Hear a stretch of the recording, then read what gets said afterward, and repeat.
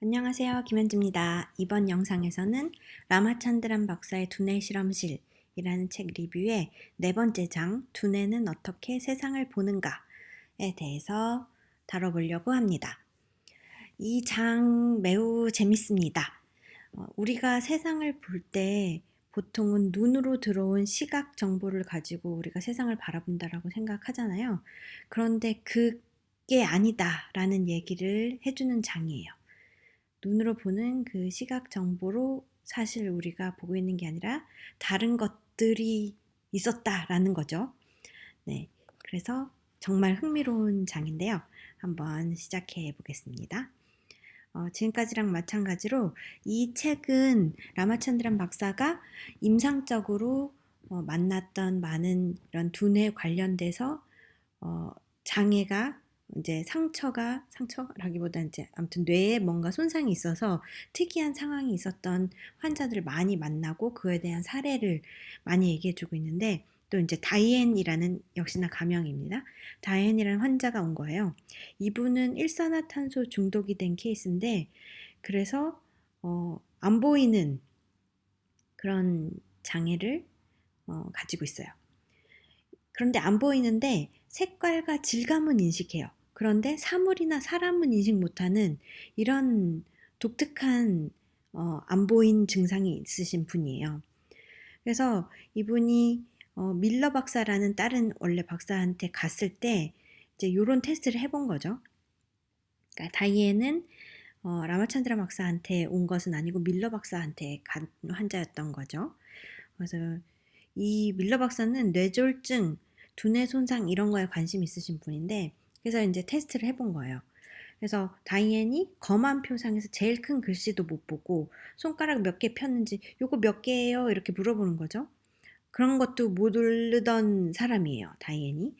그래서 요런 테스트 또 해봤어요. 손에 연필을 들고선 이게 뭐죠? 했더니 다이앤이 이리 줘 보세요. 뭔지 보게 하면서 정확히 손에서 연필을 딱 가져간 거예요. 사실 손가락 몇 개 폈나도 이렇게 눈앞에 보여주면 모르는데 딱 가져간 거죠. 그리고 또 이제 요런 테스트 해본 거예요. 앞에 이제 홈을 내놓고선 상자 같은 데서 홈을 내놓고 홈이 수직입니까 수평입니까? 라고 물어보면 다이앤이 모르겠어요 라고 하는데 밀러 박사가 다시 편지를 딱 다이앤에게 주면서 이 편지를 그 박스에 홈에다가 우체통에 넣는다고 생각하고 넣어보겠어요? 라고 하니까 정확하게 수평 구멍에 맞춰서 딱 넣은 거죠. 이게 못 본다는 사람인데 또 반면에 이런 행동들을 하는 거예요. 그래서 두뇌는 요런 거에 대해서 이제 요 장에서 다룰 겁니다. 두뇌는 어떻게 이미지를 인식하는가? 우리가 지각하는 데 있어서는 시각으로 들어온 그런 비전적인 이미지, 눈으로 만나는 것보다 훨씬 많은 것이 있다. 우리가 지각하는데 사용하는 정보들은 시각 이미지뿐이 아니다. 라는 얘기를 앞으로 차곡차곡 할 텐데요. 우리가 가진 것은 안구 속에 위아래가 뒤집힌 두 개의 조그만 2차원 영상이라고 보통 생각을 하죠. 이게 다일 거라고 생각을 하죠. 2차원이에요. 왜냐면 눈으로 들어온 그 정보는 2차원적으로 망막에 이렇게 맺히니까. 그런데 이걸 가지고 어떻게 단일한 3차원의 세계를 지각하는가. 여기서 단일한이라고 쓴 거는 우리가 이제 세상을 딱 볼 때 이게 막 되게 여러 가지의 세계가 한꺼번에 보이는 게 아니라 딱 하나의 정확하고 완성된 변하지 않는 딱 이 세상을 눈앞에 보이는 그 3차원의 세계를 딱 하나의 세계를 인지하잖아요. 그걸 지각하잖아요. 어떻게 그거를 지각하는가라는 질문인 거예요. 예를 들어서 카메라 같은 경우에 이제 설명을 많이 하죠. 카메라 설명할 때 뒤에 스크린이 있어서 상이 맺힌다 라고 설명을 하잖아요. 근데 우리 뇌에는 스크린이 없어요. 이게 무슨 말이냐면 망막은 눈으로 들어온 시각 자극이 맺히는 그 망막에는 스크린 역할을 해요. 그런데 그게 이제 우리 뇌에도 그렇다라고 우리는 저절로 착각을 해오고 있었는데 사실 망막까지는 그 스크린 오케이. 그런데 뇌에도 그런 스크린이 있냐라는 거예요. 뇌에는 그런 스크린이 없다. 예를 들어서 뇌에 그런 스크린이 있다라고 치면 그 스크린을 또 누군가는 보고서 해석을 해야 될 거잖아요. 뇌 속에 그 스크린을 보는 또 누군가가 있어야 된다는 건가? 그럼 그 뇌 속의 스크린을 보는 그 누군가의 스크린은 또 누가 보냐? 이게 이제 말이 안 되는 거죠. 그래서 망막까지 스크린이 맺혀서 그 정보가 들어오는 것까지는 맞는데, 그럼 그 뒤에 이 뇌가 인지하는 세상은, 그 지각은 도대체 뭘까라는 궁금증이 생길 수 있겠죠. 저도 요 고민을 해본 적이 없었는데 재밌지 않습니까? 갑자기 궁금하기 시작하죠. 그럼 어떻게 우리가 인지하는 거지? 그냥 궁금해지죠. 자, 그래서 우리는 두뇌 속에 이미지가 있다는 개념을 지워야 해요. 지금까지는 우리가 그렇게 생각해 왔어요. 세상을 인식할 때 사진처럼 인식한다라고 저절로 생각해 왔었는데 그게 아니다. 그 개념을 지워라 라고 얘기하고 있습니다. 외부 세계의 대상과 사건에 대한 상징적 기술에 대해서 생각해야 한다. 곰곰이 다시 한번 읽어보죠. 외부 세계의 대상하고 사건에 대해서 상징적으로 기술하는 방법에 대해서 생각해야 된다. 뇌는 그렇게 생각한다는 거죠.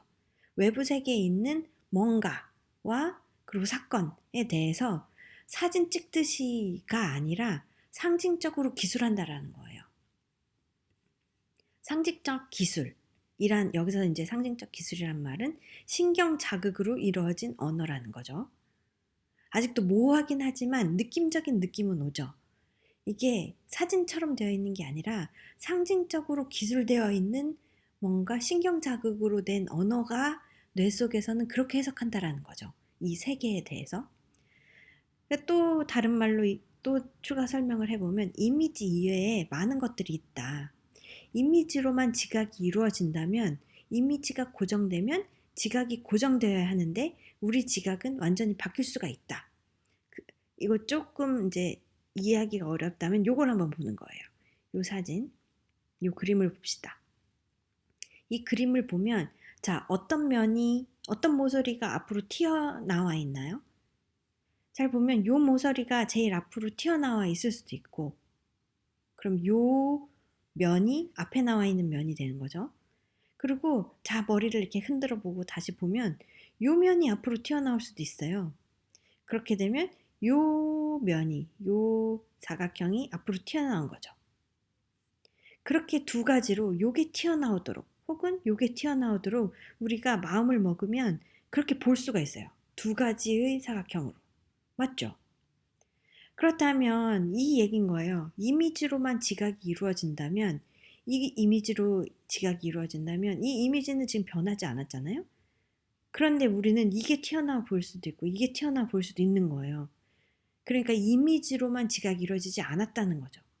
변하지 않는 이미지로 지각이 이루어진다면 둘 중에 하나로 고정되어야 하는 거죠. 근데 우리는 그렇게 세상을 인식하고 있지 않기 때문에 뭔가 추가로 더해져서 이 세상을 인식한다는 거죠. 이게 변한다는 사실은. 맞죠? 이해되시죠? 여러 번 설명을 해서 이해되실 거예요. 그리고 또 하나, 우리가 안구를 막 돌려도 눈을 막 돌리는 거예요. 오른쪽 봤다 왼쪽 봤다. 그리고 고개를 막 흔들어도 세상은 흔들리지 않아요. 그렇죠? 그러니까 시각적으로만 우리가 세상을 인식한다면 눈을 돌리거나 고개를 막 돌리면 그 돌린 거에 따라서 들어오는 게 달라질 텐데 그렇지 않잖아요?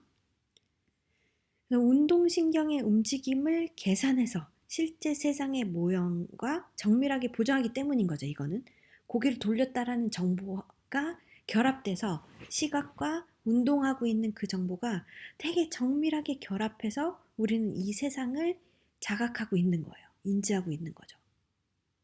그러니까 시각 정보만이 우리가 세상을 인지하는 게 아니다라는 지금 이제 예를 계속 들어주고 있는 거죠. 자, 또 하나. 뇌는 우리가 사는 세계가 질서 있다는 사실을 이용해요. 이거는 진화와 학습을 통해 지식 형태로 뇌의 시각 영역에 통합되어 있다. 진화도 역할을 하는 거예요. 우리 세계에 대한 세계의 질서에 대해서 진화, 학습 두 가지가 모두 영향을 주고 있는 거예요. 그러니까 아까 말한 대로 시각 정보, 그리고 우리 몸에 운동하는 정보, 그리고 진화로서 우리가 가지고 있는 정보들, 그리고 학습을 통한 정보들, 이런 것들이 다 결합되어서 우리가 세상을 인식하는 거예요. 자, 예를 또 볼까요? 표범점처럼 조화를 이루면서 움직이는 점의 집합은 보통 하나의 대상에 속하는구나. 그러니까 표범점 같은 것들이 그게 움직일 때 우리는 표범을 하나의 동물이 움직인다라고 인지하잖아요. 근데 사실은 그게 하나의 동물이 아닐 수도 있죠. 그렇죠? 그 점점 하나가 실제로 뭐 예를 들어서 하얀 공들이 움직이는 걸 수도 있는 거잖아요. 그렇죠? 그래서 그런데 이거는 우리가 학습을 통해서 알게 된 거죠. 또 하나는 헤르만 폰 헬름홀츠라는 독일 물리학자가 얘기했는데 지각은 무의식적인 추리다라고 지금 얘기하고 있는 이 관점의 얘기를 했어요. 딱 맞죠. 무의식적으로 우리가 계속 추리하고 있는 거예요. 그거에 대한 또 예시도 한번 올려보면 이거는 진화 그리고 학습에 대한 예시인데 이 그림을 보면요. 어떤 거는 튀어나와 보이고 어떤 건 들어가 보여요. 보면 동그라미 중에 위에가 하얀색으로 칠해져 있는 애가 있고 아래가 하얀색으로 칠해져 있는 애가 있잖아요. 근데 대부분의 우리 사람들은 위에가 하얀색으로 칠해진 얘가 튀어나와 보여요. 그리고 밑에가 하얀색으로 칠해진 이거는 들어가 보여요. 왜 그러냐? 일반적으로 우리는 태양 아래서 살고 있잖아요. 빛은 거의 위에서 비쳐요. 위에서 비추다 보니까 이게 위에서 비춘다는 가정하에 보면 이게 튀어나온 게 맞는 거죠. 예를 들어서 바닥에 불이 들어온 그런 방이 있다라고 쳐요. 바닥에서 불이 들어와요. 그럼 밑에가 하얀 게 튀어나와야 되는 게 맞겠죠. 근데 우리는 학습 그리고 진화적으로 우리 몸에 스며들어 있을 수도 있겠지만 어쨌건 학습과 진화를 통해서 태양이 위에서 빛이 비춘다라는 게 몸에 우리는 이미 너무나도 기본 베이스 정보로 깔고 있는 거예요. 그렇다 보니까 이거가 튀어나와 보이고 이건 들어가 있는 거죠. 또 그 얘기인 거고 그리고 또 이거는 아르고스 꿩인데요. 이 뒤에 깃털에 무늬들이 있어요. 근데 이거를 쫙 펼치면 접을 때는 좌우로 우명 모양이지만 펼치면 밝은 쪽이 위쪽이 되어서 튀어나와 보석으로 보이는 요렇게 지금 요렇게 접혀져 있을 때는 이게 뭔가 튀어나와 보이거나 이렇지 않은데 이거를 구애할 때 꼬리를 이렇게 펼쳐 들어서 이렇게 벌리면은 요런 식의 무늬가 된다라는 거예요. 그래서 보석처럼 보이게 반짝반짝. 유전에 이거는 사실 요런 무늬를 가지고 태어났다라는 건 유전이죠. 유전으로 내려온 그 DNA의 결과인데 유전에 태양의 빛 방향이 영향을 줬다라는 굉장히 신기하면서도 놀라운 사례인 거예요. 태양 빛 방향이 몸에 영향을 준 거예요. 몸의 무늬에 영향을 주게 된 거죠. 정말 재밌죠? 자, 그 다음 30개의 각기 다른 지각 영역. 자, 보면요. 그러니까 이 얘기는 뭐냐면 시각으로 우리가 뭔가를 인지하는데 30개나 되는 되게 다양한 영역이 사용된다라고 해요. 일단 요 설명을 보죠. 일단 눈에 이제 뭔가가 들어오면 요걸 한번 먼저 읽어보고 양눈에 오른쪽 망막에 맺힌 양눈에 오른쪽 망막, 요쪽 망막, 그리고 요쪽 망막, 양눈 다 요쪽 망막과 요쪽 망막에 맺힌 왼쪽 시야의 상은 왼쪽 시야의 상이 이쪽에 맺히고 양쪽에 오른쪽 시야의 상은 이쪽 왼쪽 시야의 상은 각각 오른쪽 시각로를 따라 오른쪽 시각 피질로 간다. 좀 헷갈리는데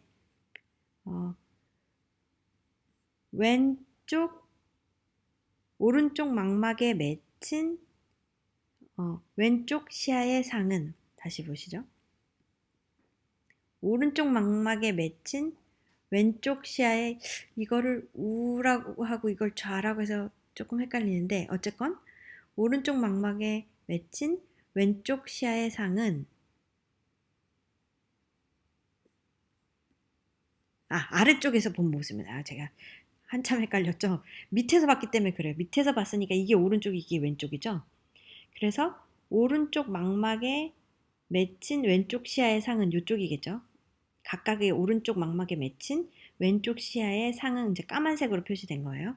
이게 이렇게 양쪽 눈에서 모여져서 오른쪽에 시각로를 따라서 흘러가는 거예요. 그리고 시각피질도 오른쪽으로 들어와요. 그러니까 왼쪽 세 개의 정보는 양눈으로 들어오긴 하지만 다 오른쪽으로 가요. 되게 우리의 눈과 뇌와 이런 게 되게 신기하게 구성되어 있죠. 그리고 오른쪽으로 들어온 세상은 양쪽 눈에 왼쪽에 맺혀가지고 다 모여서 결국엔 왼쪽으로 가요. 그러니까 오른쪽의 세계는 왼쪽 뇌가 보고 왼쪽의 세계는 오른쪽 뇌가 보는 거죠. 요렇게 간다. 그리고 시각피질에는 망막에 대한 체계적인 지도가 존재한다. 이 시각피질, 이 뒤에 있는 시각피질에는 망막에 맺힌 것들이 어떻게 이거를 해석해야 되느냐에 대한 지도가 여기에 존재한다라는 거예요. 그리고 시각피질에 구멍이 생기면 시야에도 그에 대응하는 맹점이 생긴다. 오른쪽 시각피질이 완전히 제거되면 왼쪽을 못 본다. 자, 이 지도, 여기서 지도란 얘기가 나왔죠. 지도에 대해서 조금 더 들여다봅시다. 잉여 정보는 폐기하고요. 가장자리 같은 중요 속성을 분류해서 편집하는 사무실 역할을 해요. 이 지도가 하는 일이. 이 말이 뭐냐면 뭔가 패턴같이 되어 있는 것들은 사실 패턴 몇 개만 보면 나머지는 다 똑같은 거니까 그런 것들은 버린다는 얘기인 거죠. 그리고 가장자리 정보는 테두리라서 뭔가 형태에 대한 정보잖아요. 그래서 그런 거는 중요 속성이라고 분류한다.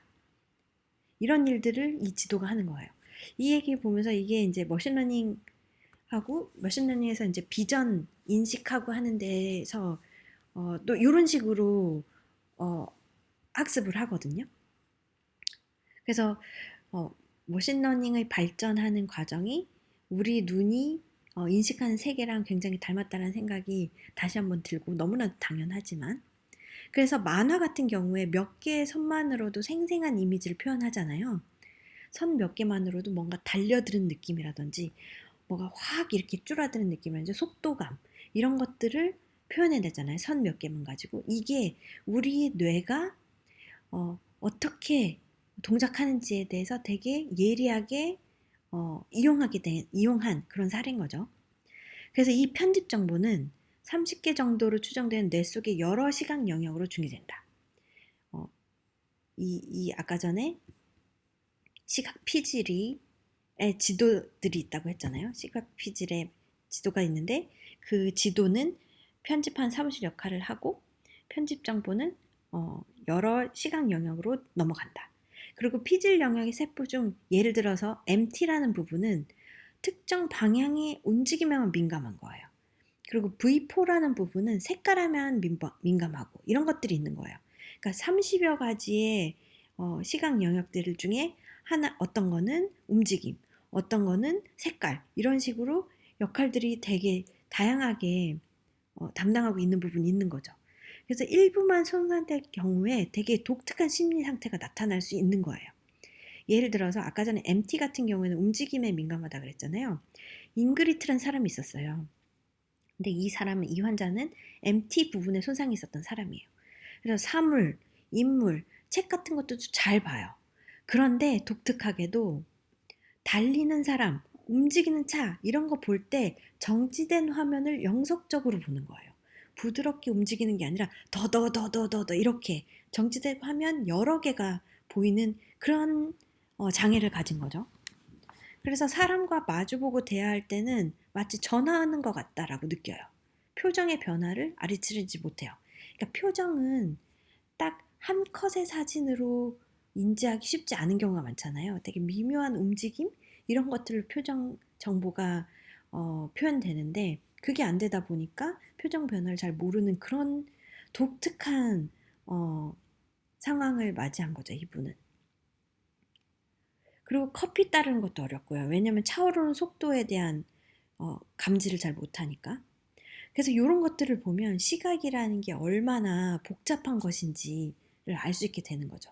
그러니까 이런 장애를 가진 사람이 없었다면 이렇게 미묘한 거네. 운동이라는 걸 느끼지 못하면 이런 부분에 어려움이 있구나라는 거를 잉그리트 같은 환자를 통해서 우리가 배우게 되는 거죠. 그리고 색깔 지각, V4 부분이 완전히 손상이 되면 이제 생맥이 되는 거고요.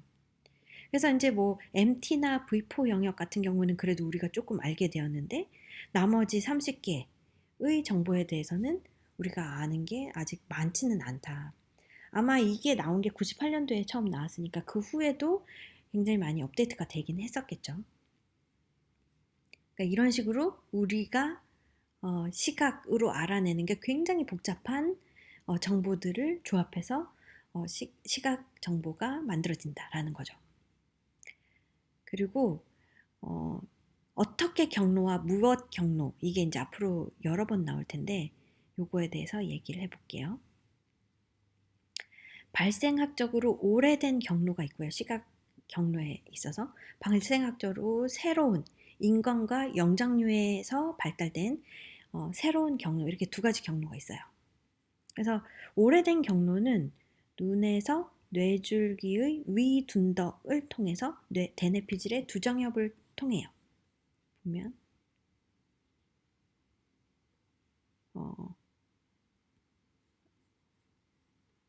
요 무엇 경로를 얘기하는 거고요.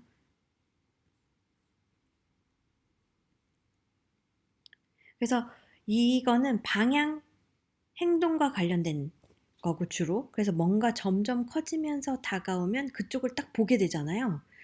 그래서 중요 사건의 망막의 중심을 맞추려고 하는 그런 역할을 해주는 부분이에요. 그러니까 뭔가 위험 감지 이런 데에 활용이 되겠죠. 그리고 발생학적으로 새로운 경로는 눈에서 가쪽 무릎이라는 세포들을 통해서 30여 개의 다른 시각 영역으로 전달되는 이런 것들이 새로운 경로인데 오래된 아까 제가 설명을 잘못했는데 오래된 경로가 무엇 경로가 아니고 오래된 경로는 아까 전에 반사적인 뭔가가 다가오고 있다 이런 걸 느끼는 게 오래된 경로고 새로운 경로가 어떻게와 무엇 경로 두 가지가 있는 거예요. 보면 요쪽으로 가는 게 발생학적으로 오래된 경로고요. 그리고 요렇게 해서 이렇게 가거나 이렇게 시각 피질로 가서 무엇으로 가거나 어떻게로 가는 요거가 발생학적으로 새로 뚫린 시각 경로다 라는 거고요. 이게 이제 인간을 비롯한 영장류한테 발달된 경로라는 거죠. 제가 좀 버벅입니다. 책을 읽은 지가 조금 돼서 그런 것도 있고. 그래서 여기서 어떻게 경로는 이제 두정엽으로 가는 경로고요. 요렇게. 그리고 무엇 경로는 축두엽으로 가는 경로예요. 요렇게. 그래서 어떻게 경로는 공간적인 인식에 관련된 거예요. 그래서 쥐거나 움직이거나 구멍에 안 빠지려고 하거나 무기를 피하거나 이런 것들이고 무엇 경로는 사물 이게 뭐지? 이게 중요한 건가? 이거는 무서운 건가? 감정적인, 의미적, 감정적인 속성을 파악하는 게 무엇 경로예요. 그래서 30개 경로 대부분이 이 체계에 위치한다 라는 거죠. 그래서 이런 경로들이 있다. 다시 보면 이렇게 가는 거는 되게 오래된 발생학적으로 정말 옛날부터 있었던 동물들도 있고 사람도 있고 그런 발생학적으로 오래된 경로고요. 그래서 이거는 뭔가가 다가온다 해갖고 눈을 그쪽으로 바라보게 하는 그런 역할을 하는 경로. 그리고 발생학적으로 새로운 경로는 이제 요 경로인데 요 경로는 또 다시 두 가지로 나뉘어서 무엇 경로와 어떻게 경로로 된다. 그래서 어떻게 경로는 공간적인 인식에 대한 거고 잡거나 쥐거나 손을 뻗거나 하는 무엇 경로는 이것의 의미는 무엇인가 중요한 건가 이것은 어떤 감정적인 건가 좋은 건가 나쁜 건가 위험한 건가 그런 게 이제 무엇 경로에 대한 시각이 들어와서 시각 정보가 들어와서 이렇게 흘러간다라는 겁니다. 왜 발생학적으로 두 경로일까? 이거는 아마도 이제 라마찬드란 박사의 추측, 조기 경보 체제로 보존된 것이 아닐까. 오래된 경보로 알아채고 오래된 경로를 통해서 새 경로로 무엇인지 판단하고 행동을 결정한다. 잡을까, 피할까, 먹을까, 사랑할까 이런 거를 새 경로를 통해서 결정하겠다. 이런 건 거죠. 그래서 이렇게 두 가지 경로가 보존되지 않았을까. 그러니까 옛날 경로도 보존되지 않았을까라는 정리를 이분이 하셨고요. 잠깐만요. 음. 4장도 여기까지 하고 일단 한번 마감을 하도록 하겠습니다. 너무 길어지면 안 되니까. 4장 맹시에 대해서는 이거는 실험도 해볼 수 있거든요. 스스로가 테스트 해볼 수 있는 사례들을 많이 보여주고 있어요, 책에서. 그래서 4장 두 번째 파트 맹시를부터 시작해서는 다음 영상에서 다루도록 하겠습니다. 오늘 영상에서 제가 조금 버벅거렸는데 그거 어여삐 봐주시고요. 그럼 다음 영상에서 만나도록 하겠습니다. 다음 영상에서 만나요. 안녕.